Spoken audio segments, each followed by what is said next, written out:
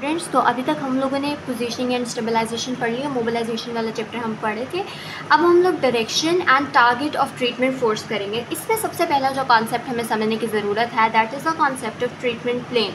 Treatment plane को वो कहता है कि दैट इज़ अ लाइन जो कि क्या कर रही होती है, हमारी एक्सिस ऑफ रोटेशन से to the middle of concave articular surface आ रही होती है, उसके परपेंडिकुलर जो लाइन होती है ना, उसको हम ट्रीटमेंट प्लेन कहते हैं। सो क्या डेफिनेशन है, is defined as a plane perpendicular to the line running from the axis of rotation to the middle of the concave articular surface. You can see ये हमारे पास एक लाइन है जो कि middle of the articular surface के ऊपर है, जो कि कनकेव है, और यहाँ पर आप देख रहे हो उसके परपेंडिकुलर जो लाइन है that is a treatment plane. वो कहता है कि आपने जो है वो ग्लाइडिंग या स्लाइडिंग जो है, जो भी मूवमेंट प्रोवाइड करनी है, आपने कोशिश करनी है कि या तो वो इसके परपेंडिकुलर हो ट्रीटमेंट प्लेन की, या वो ट्रीटमेंट प्लेन के जो है वो पैरेलल हो। एक बात हम लोगों ने पीछे पढ़ी थी कि distraction is perpendicular to the treatment plane हमेशा, तो वही बात इसमें लिखी हुई है।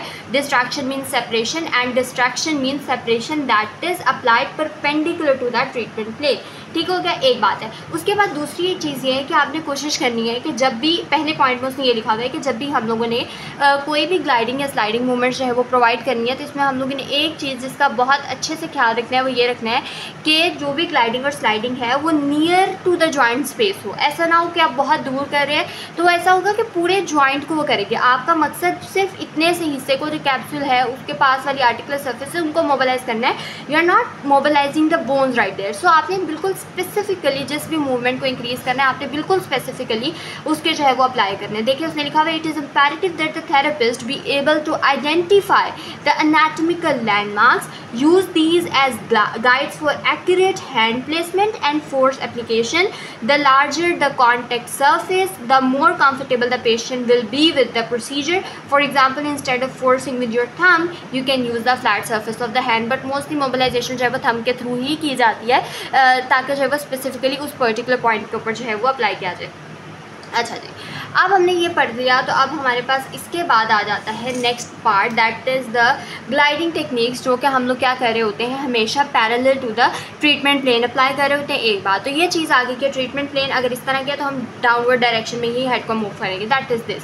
अच्छा, एक बात आपने यहाँ पर याद रखनी है, प्रीवियसली हम लोगों ने कनकेवो कन्वेक्स रूल पढ़ा था और उसी को भी यहाँ पर एक्सप्लेन करता है। हमने कहा था कि if the moving surface is convex, gliding and sliding will be in opposite direction. If the moving surface is concave, gliding and sliding will be in the same direction. बहुत अच्छे से पीछे एक्सप्लेन किया था, तो हम इसको यहाँ पर डिटेल में नहीं पढ़ेंगे। ये बात देखें, bone should not be use as a lever, it should have no arching motion, मतलब इसके ऊपर कोई मोशन नहीं होना चाहिए, बोन के ऊपर कोई भी मोशन नहीं होना चाहिए, उसको आपने एज अ लेवर यूज़ नहीं करना। इनफैक्ट आप जॉइंट के ऊपर अप्लाई कर रहे हैं, उसके नतीजे में अगर बोन मूव हो रही है तो that is another thing. ठीक है, the entire bone is move, so there is gliding of one joint surface on the other. The bone should not be use as a lever, it should have no arching motion which would cause rolling and compression of the joint surface. ठीक हो गया।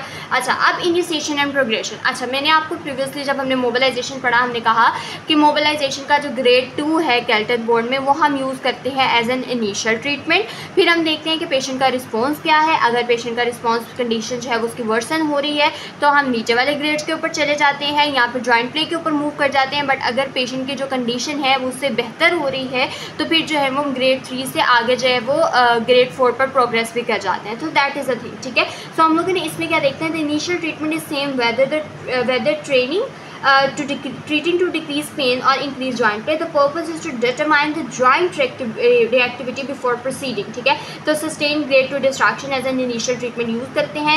फिर उसके बाद next day अगर हम लोग देखते हैं कि पेशेंट की जो है वो सेंसिटिविटी इंक्रीज हो रही है तो हम ग्रेड 1 ऑसिलेशन में चले जाते हैं। अगर जॉइंट सेम और बेटर है तो फिर हमें उससे आगे जो है वो मूव कर लेते हैं, यहाँ पर ग्रेड 2 को ही डील कर रहे हो। तो बेसिकली यही बात उसने उसके अंदर लिखी हुई है। ठीक है, नेक्स्ट में ना हमारे पास एक फिगर बनी हुई है बुक के अंदर, अगर आप उसको एक बार देखिए, एक फ्लो चार्ट सा बना हुआ है, इसको हम लोग एक बार अंडरस्टैंड करने की कोशिश करें तो दैट एक्सप्लेन वेल कि किस तरह से करनी है। फॉर एग्जांपल, स्टार्ट में आपके पास पेशेंट आया for initial treatment, you go with the sustain grade 2 joint distraction. फिर आप लोगों ने देखा अगर पेशेंट की पेन इंक्रीज हो रही है तो आप ग्रेड 1 ऑसिलेशन में चले गए, और फिर अगर बेहतर हो रही है तो फिर ग्रेड 1 ऑसिलेशन से आप ग्रेड 2 ऑसिलेशन पे चले गए, और फिर आप जो है ना वो आगे की तरफ मूव करेंगे। लेकिन अगर पेशेंट की कंडीशन, ये वर्सन के केस में था, अगर पेशेंट की कंडीशन आप बेहतर हो रही है तो आपने दो तरह के प्रोग्रेस की, या तो आप ग्रेड 2 में ही रहे, ठीक है, ग्रेड 2 की आपने ग्रेड 2 से स्टार्ट किया फिर आप ग्रेड 2 में ही रहे, आपने जो है वो इतना ज़्यादा उसके अंदर नहीं किया। ग्रेड 2 ट्रैक्शन और glides in the RP to maintain joint play, और फिर हम लोग जो है वो आगे प्रोग्रेस करिए, ठीक है। इसके बाद अगर हम लोगों की पेशेंट की कंडीशन बेटर हो रही है, ये सेम रह रही है, तो हम ग्रेड 3 के ऊपर भी जा सकते हैं ताकि हम जॉइंट प्ले को इंक्रीज़ कर सकें। फिर उसके अगर जो है वो gliding is the restricted direction painful, glide in the painless direction. अगर जो है वो रिस्ट्रिक्टेड डायरेक्शन में हम लगा रहे हैं, वहाँ पे पेनफुल है तो हम पेनलेस डायरेक्शन में करते हैं, ठीक है। अगर रिस्ट्रिक्टेड विदाउट पेन है तो उसके बाद जो है हम लोग उसकी कोशिश करते हैं कि रेंज को इंक्रीज़ किया जा सकते हैं, तो हम आगे जो है ना प्रोग्रेस कर सकते हैं। दिस इज़ वेरी सिंपल, आप उसको याद करने के बजाय एक फ्लो चार्ट याद कर लेंगे, it would be easy for you. अब आपने जी पेशेंट रिस्पॉन्स की बात करनी है। कहता है कि जो स्ट्रेचिंग मैन्यूवर है वो सॉरनेस कोज कर सकते हैं, इसीलिए जो हम इनको अल्टरनेट डेज पर यूज़ करते हैं, ठीक है। एक बात ये है, अगर पेन इंक्रीज़ हो रही है 24 आवर्स आफ्टर द स्ट्रेचिंग तो डोजेज और ड्यूरेशन जो है वो बहुत ज़्यादा विगरस थी, तो अब हमने उसको क्या कर देना है, कम कर देना है। Patient joint and range of motion should be reassessed after the treatment, ठीक है। टोटल प्रोग्राम से क्या मुराद है कि मोबिलाइजेशन जो है वो ट्रीटमेंट प्रोग्राम का एक पार्ट है, पूरा ट्रीटमेंट नहीं है, ठीक है। तो ये भी चीज़ आपने जो है वो अपने जहन में रखनी है ड्यूरिंग और before designing the patient mobilization plan. उसके बाद वो कहते हैं कि PNF स्ट्रेचिंग भी यूज़ कर सकते हैं, रेंज ऑफ मोशन और ये सब चीज़ें, that is not that much important, but आपने ये याद रखना है कि हमारे पास जो मोबिलाइजेशन है that is a part of treatment plan, not the entire treatment plan. Next part में हम मोबिलाइजेशन विद मूवमेंट पढ़ेंगे और फिर हम इस चैप्टर को कंक्लूड करेंगे।